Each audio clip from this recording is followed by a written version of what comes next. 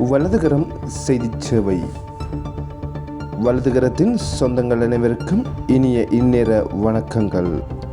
வலதுகரத்தின் பிரதான செய்தி அறிக்கைகள். முதலில் பிரதான செய்திகளின் தலைப்பு செய்திகள். அமெரிக்க டாலரின் பெறுமதியில் திடீர் உயர்வு, இன்று பதிவான மாற்றம். வடக்கில் சூடுபிடித்துள்ள தர்பூசணி மற்றும் நுங்கு விற்பனை. யாழ் மாமுனை கடற்பகுதியில் சட்டவிரோத கடற்தொழில் செயற்பாட்டில் ஈடுபட்ட 2 கைது. மட்டக்களப்பில் கஜ முத்துக்களுடன் சந்தேக நபர் கைது. நாடாளுமன்ற தேர்தலில் யாருக்கு வெற்றி வாய்ப்பு, வெளியாகிய கருத்து கணிப்பு அறிக்கை. பண மோசடி விவகாரம், மகிந்தானந்த அளுத்கமகேக்கு நீதிமன்றம் பிறப்பித்துள்ள உத்தரவு. நாட்டு மக்களுக்கு தேர்தல் ஆணைக்குழு விசேட அறிவிப்பு. தென்னிலங்கையின் பாதாள உலக கும்பல்களை கட்டுப்படுத்த விசேட நடவடிக்கை. கொழும்பு உள்ளிட்ட மேல் மாகாண மக்களுக்கு வெளியான முக்கிய அறிவித்தல். ஏற்பட்ட வாகன நெரிசல் தொடர்வன வலதுகரத்தின் பிரதான செய்தி அறிக்கை. அமெரிக்க டாலரின் பெறுமதியில் திடீர் உயர்வு, இன்று பதிவான மாற்றம். நேற்றைய தினத்துடன் ஒப்பிடும்போது இன்றைய தினம் அமெரிக்க டாலருக்கு நிகரான இலங்கை ரூபாவின் பெறுமதி சடுதியாக வீழ்ச்சியடைந்து டாலரின் பெறுமதி உயர்வடைந்துள்ளது. இந்நிலையில் இலங்கை மத்திய வங்கி வெளியிட்டுள்ள இன்றைய நாணய மாற்று விகிதங்களின்படி அமெரிக்க டாலரின் விற்பனை விலை 302 ரூபாய் 76 கொள்வனவு விலை 293 ரூபாய் 44 பதிவாகியுள்ளது. இதேவேளை நேற்றைய தினம் அமெரிக்க டாலரின் விற்பனை விலை 300 ரூபாய் 95 கொள்வனவு விலை 291 ரூபாய் 52 பதிவாகியிருந்தது. மேலும் கனேடிய டாலரின் விற்பனை விலை 222 ரூபாய் 83 கொள்வனவு விலை 213 ரூபாய் 12 பதிவாகியுள்ளது. வடக்கில் சூடுபிடித்துள்ள தர்பூசணி மற்றும் நுங்கு விற்பனை. நாடளாவிய ரீதியில் நிலவும் கடும் வெப்பமான காலநிலை காரணமாக பொதுமக்கள் பல்வேறு அசௌகரியங்களை எதிர்கொண்டு வருகின்றனர். இந்நிலையில் அதிகரித்து வரும் கடும் வெப்பம் காரணமாக மன்னாரில் தர்பூசணி மற்றும் நுங்கு விற்பனை சூடுபிடித்துள்ளது. மன்னாரின் பல இடங்களில் உள்ளூர் மற்றும் வெளியூர் வியாபாரிகளின் தர்பூசணி விற்பனையில் ஈடுபட்டு வருவதாக தெரிவிக்கப்படுகின்றது. இதேவேளையில் யாழ்ப்பாணம் மற்றும் வடமராட்சி பகுதிகளிலும் தர்பூசணி விற்பனை மேலும் அமோகமாக காணப்படுகின்றது. இது தொடர்பில் மேலும் தெரிய வருவதாவது: வெப்பத்தின் தாக்கத்தை சமாளிப்பதற்கு தர்பூசணி மற்றும் நுங்கு கொள்வனவுகளில் பொதுமக்கள் அதிகம் ஈடுபடுவதையும் காணக்கூடியதாக உள்ளது. உள்ளூர் சந்தைகளில் தர்பூசணிகளின் விலை சடுதியாக குறைந்துள்ள நிலையில் மக்கள் அதிகளவான தர்பூசணிகளை கொள்வனவு செய்து வருகின்றனர். இதேவேளை அதிகளவான மக்கள் இயற்கை பானத்தை விரும்பி அருந்தி வருவதையும் அவதானிக்கக்கூடியதாக உள்ளது. யாழ் மாமுனை கடற்பகுதியில் சட்டவிரோத கடற்தொழிலில் ஈடுபட்ட 2 கைது.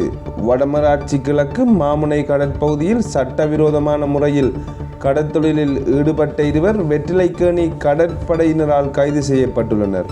குறித்த கைது நடவடிக்கை வெற்றிலைக்கேணி கடற்படையினருக்கு கிடைக்கப்பட்ட இரகசிய தகவல் ஒன்றின் அடிப்படையில் இன்று இடம்பெற்றுள்ளது.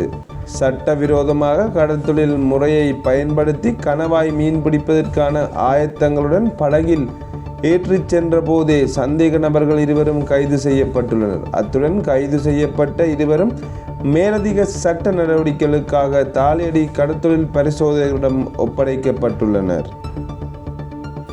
மட்டக்களப்பில் கஜமுத்துக்களுடன் சந்தேக நபர் கைது. மட்டக்களப்பு காந்தி பூங்கா பகுதியில் 2.5 மில்லியன் பெறுமதியான 11 கஜ முத்துக்களுடன் சந்தேக நபர் ஒருவர் விசேட அதிரடி படையினரால் கைது செய்யப்பட்டுள்ளார். மயிலவெட்டுவான் பிரதேசத்தைச் சேர்ந்த ஒருவரே நேற்றைய தினம் மாலை இவ்வாறு கைது செய்யப்பட்டு மட்டக்களப்பு தலைமையக போலீசாரிடம் ஒப்படைக்கப்பட்டுள்ளார். விசேட அதிரடிப்படைக்கு கிடைத்த தகவல் ஒன்றினை அடுத்து மட்டக்களப்பு காந்தி பூங்காவில் அதிகாரிகள் மாறுவேடத்தில் கண்காணிப்பு பணியில் ஈடுபட்டு வந்துள்ளனர். இதன்போது மயிலவெட்டுவான் பிரதேசத்தைச் சேர்ந்த ஒருவர் கஜமுத்துக்களை வியாபாரம் செய்வதற்காக எடுத்து வந்து காத்து கொண்டிருந்துள்ளார். இந்நிலையில் அங்கு மாறுவேடத்தில் இருந்த விசேட அதிரடிப்படையினர் அவரை சுற்றி வளைத்து மடக்கி பிடித்து கைது செய்துள்ளனர். இதற்கமைய சந்தேக நபரால் வியாபாரத்துக்காக எடுத்து வரப்பட்ட சட்டவிரோதமான 2.5 மில்லியன் ரூபாய் பெறுமதியான 11 கஜமுத்துக்களை அதிகாரிகளால் கைப்பற்றப்பட்டுள்ளன. மேலும் கைது செய்யப்பட்டவரை விசாரணையின் பின்னர் நீதிமன்றத்தில் முன்னிலைப்படுத்த நடவடிக்கை எடுக்கப்பட்டுள்ளதாக போலீசார் மேலும் தெரிவித்துள்ளனர். நாடாளுமன்ற தேர்தலில் யாருக்கு வெற்றி வாய்ப்பு வெளியாகிய கருத்து கணிப்பு அறிக்கை. இலங்கையில் நாடாளுமன்ற தேர்தல் நடைபெற்றால் எந்த கட்சி வெற்றியீட்டும் என்பது குறித்து கருத்து கணிப்பு முடிவு வெளியிடப்பட்டுள்ளது. சுகாதார கொள்கை நிர்வாகம் இந்த ஆய்வினை முன்னெடுத்துள்ளது. இந்த கருத்து கணிப்பின் மூலம் சஜித் பிரேமதாசவின் ஐக்கிய மக்கள் சக்திக்கான ஆதரவு அதிகரித்துள்ளதாக தெரிவிக்கப்படுகின்றது. கடந்த 2022ஆம் ஆண்டின் பின்னர் முதல் தடவையாக ஐக்கிய மக்கள் சக்தியின் ஆதரவு அதிகரித்துள்ளமை குறிப்பிடத்தக்கது. அண்மைய கருத்து கணிப்பு முடிவுகளின் பிரகாரம் ஐக்கிய மக்கள் சக்திக்கான ஆதரவு 38% அதிகரித்துள்ளதுடன் தேசிய மக்கள் சக்தியின் ஆதரவு 35% காணப்படுகின்றது. ஸ்ரீலங்கா பொதுஜன பெரமுன முன்னணிக்கான ஆதரவு 8%, ஐக்கிய தேசிய கட்சிக்கான ஆதரவு 5% காணப்படுவதாக தெரிவிக்கப்படுகின்றது. தேசிய மக்கள் சக்திக்கான ஆதரவு சற்று வீழ்ச்சியடைந்துள்ள அதேவேளை ஐக்கிய மக்கள் சக்திக்கான ஆதரவு சற்று அதிகரித்துள்ளதாக கருத்து கணிப்பு தகவல் சுட்டிக்காட்டப்படுகின்றன. கடந்த மார்ச் மாதம் சுமார் 1,06,671 பேரிடம் நடத்தப்பட்ட நேர்காணலின் அடிப்படையில் இந்த கருத்து கணிப்பு முடிவு வெளியிடப்பட்டுள்ளது. பண மோசடி விவகாரம் மகிந்தானந்த அலுத்கமைக்கு நீதிமன்றம் பிறப்பித்துள்ள உத்தரவு. சட்டவிரோதமான முறையில் சொகுசு வீடு ஒன்றை கொள்வனவு செய்து பண மோசடி செய்ததாக கூறப்பட்ட முன்னாள் அமைச்சர் மகிந்தானந்த அலுத்கமகேவை விடுதலை செய்ய கொழும்பு மேல் நீதிமன்றம் உத்தரவிட்டுள்ளது. சட்டவிரோதமான முறையில் சம்பாதித்த 27 மில்லியன் ரூபாவுக்கு மேல் கொழும்பு கின்சி வீதியில் சொகுசு வீடு ஒன்றை கொள்வனவு செய்து பண மோசடி தடுப்பு சட்டத்தின் கீழ் அவர் மீது குற்றஞ்சாட்டப்பட்டது. கொழும்பு மேல் நீதிமன்ற நீதிபதி நவரத்ன மாரசிங்க முன்னிலையில் வழக்கு விசாரணைக்கு எடுத்துக்கொண்ட போது இந்த தீர்ப்பு வழங்கப்பட்டுள்ளது. இந்த குற்றச்சாட்டு தொடர்பில் கடந்த நல்லாட்சி அரசாங்கத்தின் போது சட்டமா அதிபர் இந்த வழக்கை தாக்கல் செய்திருந்தமை குறிப்பிடத்தக்கது. மக்களுக்கு தேர்தல் ஆணைக்குழு விசேட அறிவிப்பு. வாக்காளர் பதிவு விவரங்கள் தொடர்பாக தேர்தல் ஆணைக்குழு விசேட அறிக்கை ஒன்றை வெளியிட்டுள்ளது. ஆணைக்குழு வெளியிட்டுள்ள விசேட அறிக்கை மேலும் குறிப்பிடப்படுகையில் அதன்படி 31/1/2007 முன் பிறந்த குடிமக்கள் வாக்காளர் பட்டியலில் பெயர் உள்ளதா என உடனடியாக கிராம அலுவலரிடம் விசாரிக்குமாறு தெரிவிக்கப்பட்டுள்ளது. இலங்கையின் பாதாள உலக கும்பல்களை கட்டுப்படுத்த விசேட நடவடிக்கை. தென்னிலங்கையின் பாதாள உலக கும்பல்களை கட்டுப்படுத்த விசேட பயிற்சி பெற்ற 30 போலீஸ் குழுக்கள் களமிறக்கப்பட்டுள்ளனர். குறித்த விசேட நடவடிக்கையின் போது இந்த விசேட குழுக்கள் அதிகாரிகளுக்கு 24 மணி நேரமும் தயார் நிலையில் இருக்குமாறு உத்தரவிடப்பட்டுள்ளது. இதன்போது உதவி போலீஸ் அத்தியட்சர் ஒருவரின் கண்காணிப்பின் கீழ் செயற்படும் இந்த போலீஸ் குழுக்கள் போலீஸ் மோப்ப நாய்கள் மற்றும் விசேட தாக்குதல் படையணி என்பவற்றையும் கொண்டுள்ளன. இதற்கிடையே மாத்தறை மிரிச பிரதேசத்தில் நிலைப்படுத்தப்பட்டிருந்த துரித போலீஸ் படையணி தற்போது மாத்தறை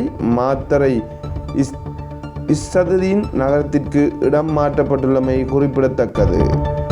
கொழும்பு உள்ளிட்ட மேல் மாகாண மக்களுக்கு வெளியான முக்கிய அறிவித்தல். கொழும்பின் சத்தம் வீதியில் லோட்டஸ் வீதி, இலங்கை வங்கி மாவத்தை உட்பட பல வீதிகளில் கடும் வாகன நெரிசல் ஏற்பட்டுள்ளதாக தெரிவிக்கப்படுகின்றது. இதனால் வாகனங்கள் மாற்று வழிகளில் திருப்பி அனுப்பப்படுவதாக போலீசார் தெரிவிக்கின்றனர். ஐக்கிய மக்கள் சக்தி கட்சியின் மேதின கூட்ட மேடையாலேயே இந்த வாகன நெரிசல் ஏற்பட்டுள்ளது குறிப்பிடத்தக்கது. மேதினத்தை முன்னிட்டு கொழும்பில் நாளை விசேட போக்குவரத்து திட்டம் அறிமுகப்படுத்தப்பட உள்ளதாக போலீஸ் தலைமையகம் அறிவித்துள்ளது. இதேவேளை அனுமதியின்றி மே தின கொண்டாட்டங்களை காணொளி பதிவு செய்ய ட்ரோன்களை பயன்படுத்துவதற்கு தடை விதிக்கப்பட்டுள்ளதாக அறிவிக்கப்பட்டுள்ளது. குறித்த தகவலை போலீஸ் ஊடக பேச்சாளர் பிரதி போலீஸ் மாதிபர் நிகால் தல்துவ தெரிவித்துள்ளார். அவர் மேலும் கருத்து தெரிவிக்கையில், மே தினத்தை முன்னிட்டு நாடளாவிய ரீதியில் நாளை 40 பேரணிகள் மற்றும் ஆர்ப்பாட்டங்கள் ஏற்பாடு செய்யப்பட்டுள்ளதாக போலீஸ் ஊடக பேச்சாளர் தெரிவித்துள்ளார். இதன்போது 19 மே தின கொண்டாட்டங்களுக்கும் இடம்பெற உள்ளதாக போலீஸ் ஊடக பேச்சாளர் குறிப்பிட்டுள்ளார். இத்துடன் வலதுகரத்தின் செய்திகள் யாவும் நிறைவு பெறுகின்றன. வலதுகரத்தின் செய்திகளை பார்வையிட வலதுகரத்தின் யூடியூப் பக்கத்தினை பின்தொடருங்கள்.